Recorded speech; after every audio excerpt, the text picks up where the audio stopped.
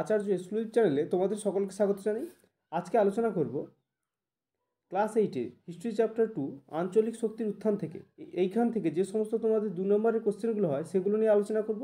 আর ভিডিওর শেষে বলে দেওয়া হবে কোন কোশ্চেনগুলো তোমাদের জন্য খুবই ইম্পর্টেন্ট কোশ্চেন। এখানে তো ওভারঅল সব কোশ্চেনগুলোই আলোচনা করা হয়েছে, এই কোশ্চেনগুলো তোমরা দেখে নেবে। আর এইখান থেকেই বলে দেবো কোন কোশ্চেনগুলো তোমাদের স্কুলের জন্য কিন্তু খুব ইম্পর্টেন্ট কোশ্চেন, মানে আসার দাবি রাখে। এটা 2 নম্বরের কোশ্চেন। এর আগের ভিডিওতেই আমি 1 নম্বরের কোশ্চেনগুলো অতি সংক্ষিপ্ত আকারে এবং এমসিকিউ টাইপের যে সমস্ত কোশ্চেনগুলো আসে সেগুলো কিন্তু এর আগের ভিডিওতে আমি দিয়েছি। তাই যারা এখনও ওই ভিডিওটি দেখোনি তারা কিন্তু অবশ্যই প্লে লিস্টে গিয়ে ওই ভিডিওটা দেখে নেবে, কারণ ওই কোশ্চেনগুলো করলেই কিন্তু তোমরা ওইখান থেকে কোশ্চেনগুলো তোমাদের সমস্ত স্কুলে যে সমস্ত কোশ্চেনগুলো হয় ওইখান থেকে কিন্তু তোমরা পেয়ে যাবে।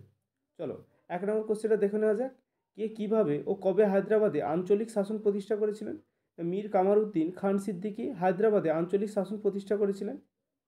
হায়দ্রাবাদ ছিল মুঘল সাম্রাজ্যের অধীনে একটি প্রদেশ। এখানে মুঘল প্রাদেশিক শাসক মুবারিজ খান শাসন করতেন। 1723 খ্রিস্টাব্দে মুঘল দরবারের শক্তিশালী অভিজাত মীর কামারউদ্দিন খান সিদ্দিকী তাকে পরাজিত করেন। 1724 খ্রিস্টাব্দে তিনি দাক্ষিণাত্যের সুবাদার হয়ে হায়দ্রাবাদে নিজের আধিপত্য প্রতিষ্ঠা করেন। 1740 খ্রিস্টাব্দ থেকে নিজাম শাসিত স্বাধীন হায়দ্রাবাদ রাজ্য কিন্তু আত্মপ্রকাশ করে। 1 নম্বর কোশ্চেন। 2 নম্বর কোশ্চেন কি না, কে কত খ্রিস্টাব্দে স্বাধীন হায়দ্রাবাদ রাজ্যের প্রতিষ্ঠা করেন? এই সময় হায়দ্রাবাদের প্রশাসনে কি পরিবর্তন ঘটে? অ্যান্সার দেখো, নিজামুল মুলক 1740 খ্রিস্টাব্দে স্বাধীন হায়দ্রাবাদ রাজ্য কিন্তু প্রতিষ্ঠা করেন। আর তোমাদের এইখান থেকে কিন্তু দেখবে এমসিকিউ এসিকিউ টাইপের অনেক কোশ্চেনই তোমাদের হয়ে যাবে। হায়দ্রাবাদের প্রশাসনিক ব্যবস্থা পরিবর্তন। 1 নম্বর কি না, হায়দ্রাবাদের প্রশাসনিক ব্যবস্থার অভ্যন্তরে এ সময় যে পরিবর্তন করা হয় তার ফলে জায়গিরগুলি বংশানুক্রমিক হয়ে ওঠে। 2 নম্বর, রাজস্ব ও আর্থিক ব্যবস্থায় অনেক নতুন লোক নিযুক্ত হয়েছিল। 3 নম্বর, হায়দ্রাবাদের প্রশাসনিক ক্ষমতার বিকেন্দ্রীকরণ ঘটে যায়। বলা যায় যে একসময় হায়দ্রাবাদের প্রশাসনিক কাঠামোয় ক্ষমতাকে ব্যাপকভাবে ছড়িয়ে দেওয়া হয়েছিল। 3 নম্বর কোশ্চেন কি বলছে না, কে কত খ্রিস্টাব্দে ও কিভাবে অযোধ্যায় আঞ্চলিক শাসন প্রতিষ্ঠা করেছিলেন? সাদাত খান অযোধ্যায় আঞ্চলিক শক্তির শাসন প্রতিষ্ঠা করেছিলেন। 1722 খ্রিস্টাব্দে অযোধ্যার আঞ্চলিক শাসন প্রতিষ্ঠিত হয়। মুঘল আমলে অযোধ্যা ছিল মুঘলদের অধীনে একটি সুবা বা প্রদেশ। সাদাত খান অযোধ্যা অঞ্চলের স্থানীয় রাজা ও গোষ্ঠী নেতাদের বিদ্রোহ দমন করে নিজের ক্ষমতা বৃদ্ধি করেন। মুঘল সম্রাট মোহাম্মদ শাহ তাকে বুরহানমূলক উপাধি দেন। তিনি অযোধ্যার সুবারদার নিযুক্ত হন। 1740 খ্রিস্টাব্দে তিনি মারা যান এবং অযোধ্যা প্রায় স্বাধীন রাজ্য হিসাবে কিন্তু গড়ে ওঠে। আর এই কোশ্চেনগুলো যে আলোচনা করছি এই কোশ্চেনগুলোই কিন্তু 2 নম্বর এবং 3 নম্বরের কোশ্চেন হিসাবে কিন্তু আসতে পারে। শুধু যে 2 নম্বর হিসাবে থাকবে তা নয়, 3 নম্বর হিসাবেও কিন্তু আসতে পারে। এই কোশ্চেনটা থেকে শর্ট কোশ্চেনে আসতে পারে কি না, বুরহানুনমূলক কার উপাধি ছিল? 1 নম্বর। আর সাদাত খান কার কাছ থেকে বুরহানুনমূলক উপাধি পেয়েছিল? ব্যাস, এই দুটো কোশ্চেন কিন্তু এখান থেকে শর্ট কোশ্চেন হিসেবে আসতে পারে। 4 নম্বর কোশ্চেন কি বলছে, কার নেতৃত্ব কিভাবে আঞ্চলিক শক্তি হিসাবে বাংলার উত্থান ঘটেছিল? নেতৃত্ব, মুর্শিদ কুলি খানের নেতৃত্বে আঞ্চলিক শক্তি হিসাবে বাংলার উত্থান হয়েছিল। বাংলার উত্থান 1 নম্বর কি, বাংলা ছিল মুঘল সাম্রাজ্যের একটি সুবা বা প্রদেশ। মুঘল সম্রাটের মনোনীত হায়দাররা বা সুবাদাররা বাংলা শাসন করতেন। 2 নম্বর, 1700 খ্রিস্টাব্দে মুঘল সম্রাট ঔরঙ্গজেব মুর্শিদ কুলি খানকে বাংলার দেওয়ান নিযুক্ত করেন। 3 নম্বর কিনা 1717 খ্রিস্টাব্দে মুঘল সম্রাট ফারুক সিয়রের আমলে তিনি বাংলার নাজিম বা সুবাদার পদে নিযুক্ত হন।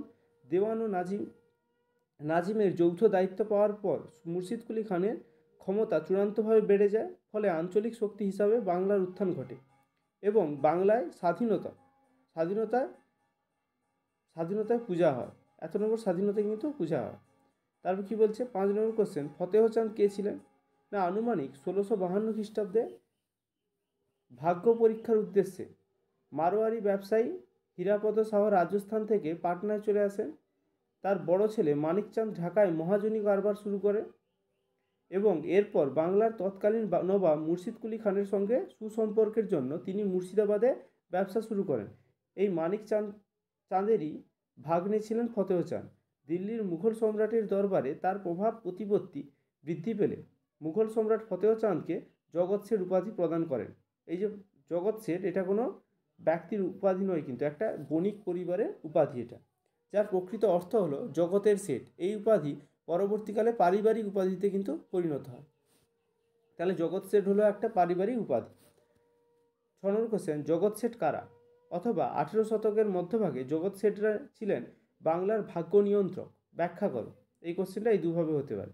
অ্যান্সার কি না, ঘর বাংলাদেশে ব্যাংকার ছিলেন জগৎ শেঠ পরিবার, প্রভাব খাটিয়ে তারা বাংলার রাজনীতি নিয়ন্ত্রণ করতেন।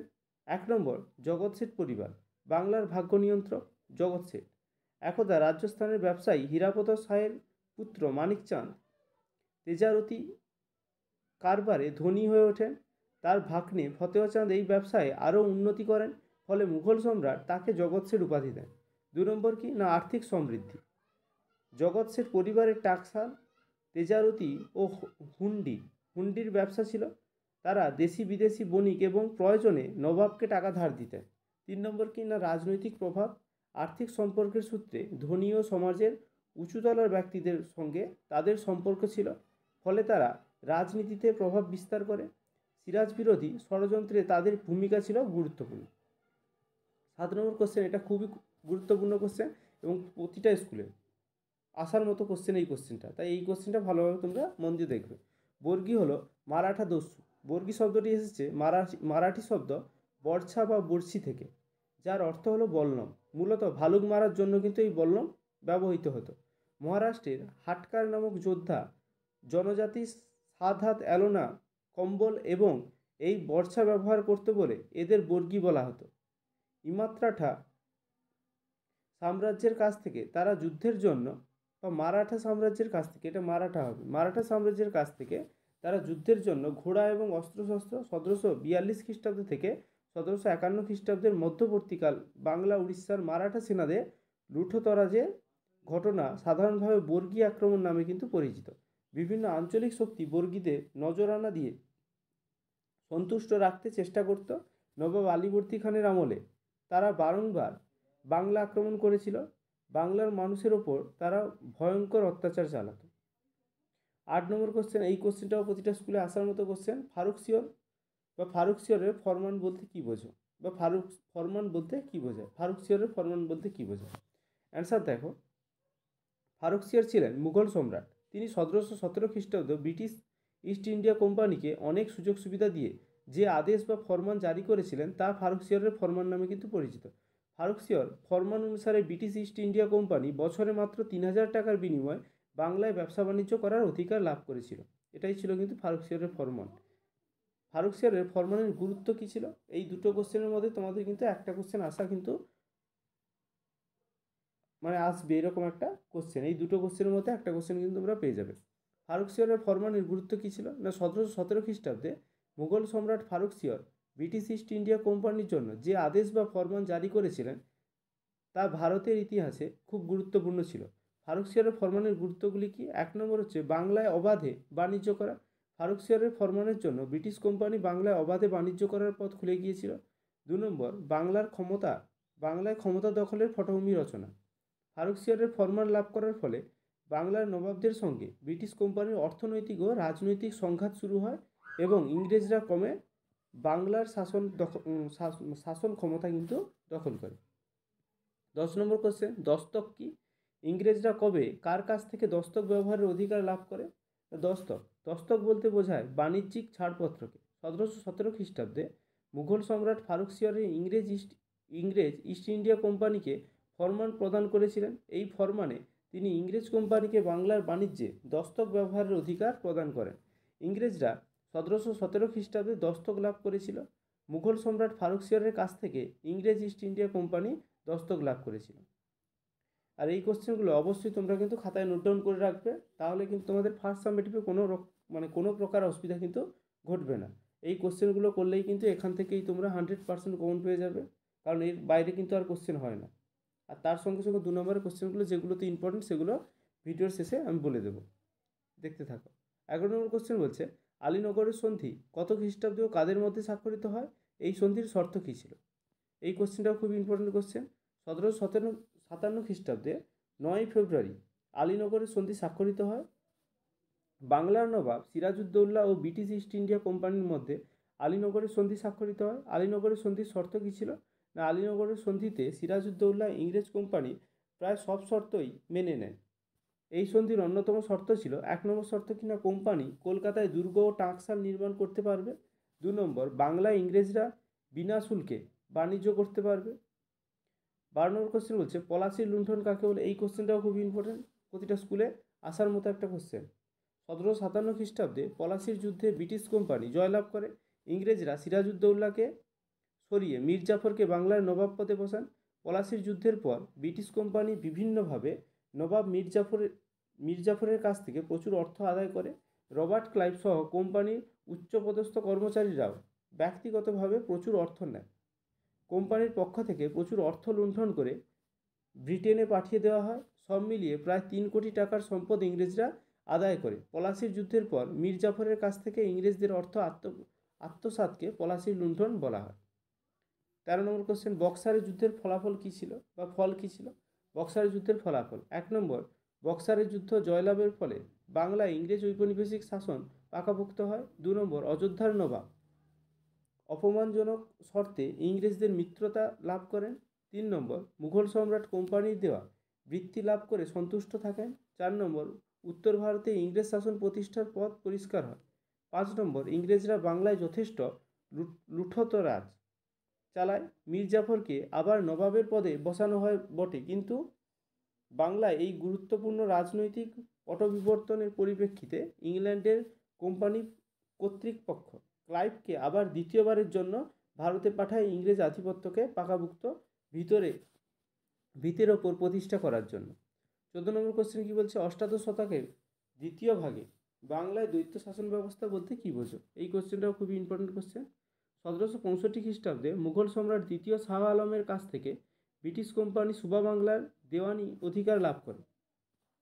এর ফলে বাংলায় দুজন শাসকের শাসন কায়েম হয়। এই ব্যবস্থাকেই দ্বৈত শাসন ব্যবস্থা বলা হয়। দ্বৈত শাসনের একদিকে ছিল বাংলার নবাব এবং অপরদিকে ছিল ব্রিটিশ ইস্ট ইন্ডিয়া কোম্পানি। 1 নম্বর নবাবের ক্ষমতা। দ্বৈত শাসন ব্যবস্থায় নবাবের হাতে ছিল রাজনৈতিক ও নিজামত বা আইন শৃঙ্খলা রক্ষার দায়িত্ব। 2 নম্বর কি না কোম্পানির ক্ষমতা। দ্বৈত শাসন ব্যবস্থায় কোম্পানির হাতে ছিল অর্থনৈতিক কর্তৃত্ব ও রাজস্ব আদায়ের দায়িত্ব। বাস্তবে নবাবের হাতে ছিল ক্ষমতাহীন দায়িত্ব এবং কোম্পানির হাতে ছিল দায়িত্বহীন ক্ষমতা। 15 নম্বর কোশ্চেন ব্রিটিশ রেসিডেন্টের কাজ কী ছিল না ব্রিটিশ কোম্পানি তাদের পরোক্ষ শাসনাধীন রাজ্যে যে প্রতিনিধি রাখত তাকে রেসিডেন্ট বলা হয়। ব্রিটিশ রেসিডেন্টদের কাজ ছিল 1 নম্বর কাজ নজরদারি করা। কোম্পানির পরোক্ষ শাসনাধীন রাজ্যের রাজা কোম্পানির নজর এড়িয়ে যাতে স্বাধীনভাবে কাজ করতে না পারে তার জন্য নজরদারি করা। 2 নম্বর কোম্পানিকে রাজ্য দখলে উৎসাহ দেওয়া। লর্ড ওয়েলেসলির আমল থেকে রেসিডেন্টরা আগ্রাসী নীতি অনুসরণ করত। তারা কোম্পানিকে সরাসরি এলাকা দখলের জন্য উস্কানি দিত। 16 নম্বর কোশ্চেন 76 মন্বন্তর বলতে কী বোঝো। এই মন্বন্তরের ফলাফল কী ছিল। এই কোশ্চেনটাও কিন্তু তোমাদের খুব ইম্পর্টেন্ট কোশ্চেন। 76 মন্বন্তর 1176 বঙ্গাব্দে ইংরেজি 1770 খ্রিস্টাব্দে বাংলাদেশ যে মর্মান্তিক মন্বন্তর ঘটেছিল তা ইতিহাসে 76 মন্বন্তর নামে কিন্তু পরিচিত।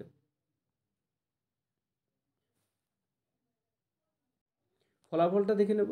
ফলাফলে কী বলছে না প্রথমত দুর্ভিক্ষের সময় আন্নাভাবে মানুষ অখাদ্য কুখাদ্য খাওয়ার ফলে বাংলায় এক মহামারীর প্রাদুর্ভাব ঘটে এবং বাংলার 1/3 মানুষের মৃত্যু হয়। দ্বিতীয়ত মন্বন্তরে অসংখ্য কৃষক তাঁতি শিল্পী কারিগর কুম্ভকার ইত্যাদি শ্রমজীবী মৃত্যু হওয়ায় বাংলায় কিন্তু কৃষি ও শিল্প ক্ষতিগ্রস্ত হয়। 17 নম্বর কোশ্চেন কবে কাদের মধ্যে বন্দিবাসের যুদ্ধ হয়েছিল। এই যুদ্ধের তাৎপর্য কী ছিল।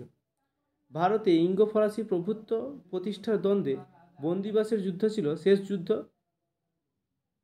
তাই এর তাৎপর্য কিন্তু সুদূর প্রসারী। বন্দিবাসের যুদ্ধ কি না সময়কাল 1760 খ্রিস্টাব্দে এই যুদ্ধ হয়েছিল। 2 নম্বর প্রতিদ্বন্দ্বী ইংরেজ ও ফরাসিদের মধ্যে বন্দিবাসের যুদ্ধ ঘটেছিল। 3 নম্বর তাৎপর্য কি না এই যুদ্ধে ফরাসিরা পরাজিত হয়। এই পরাজয়ের সঙ্গে ভারতে ফরাসি প্রাধান্য প্রতিষ্ঠার স্বপ্ন শেষ হয়ে যায়। বন্দিবাসের যুদ্ধ ছিল ভারতের ফরাসিদের ভাগ্য নির্ধারণকারী যুদ্ধ। 18 নম্বর কোশ্চেন কী বলছে টিকা লেখো। 2টো টিকা দিয়েছি, এইখান থেকে যে কোনো একটা আসবে।